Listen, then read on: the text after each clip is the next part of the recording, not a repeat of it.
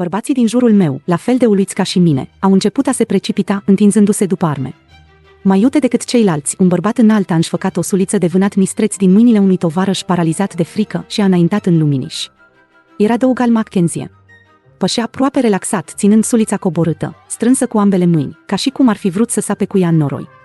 Privea țintă în ochii bestiei, vorbindu-i pe sub mustață, murmurându-i în galică, ademenind-o să iasă din adăpostul copacului lângă care stătea. Primul atac a fost iute precum o explozie. Fiara s-a aruncat pe lângă el, atât de aproape încât tartanul cafeniu de vânătoare a fluturat în pala de vânt stârnită de asalt. S-a întors pe dată și a revenit, o furie de mușchi.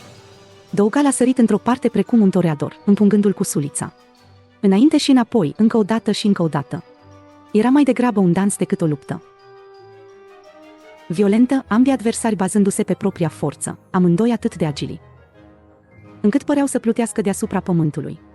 Totul a durat aproape un minut, deși timpul a părut să stea în loc s-a sfârșit când Dougal, ferindu-se din calea colților ascuțiți, a ridicat vârful suliței scurte și groase și l-a împlântat drept între umerii povârniți ai fiarei.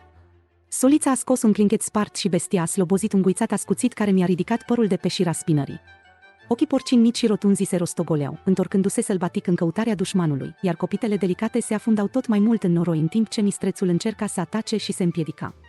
Gâițatul a continuat, ridicându-se până la un țipăt numenesc, în vreme ce trupul greoi s-a lăsat pe o parte, înfigând pumnalul până la plăsele în carnea păroasă.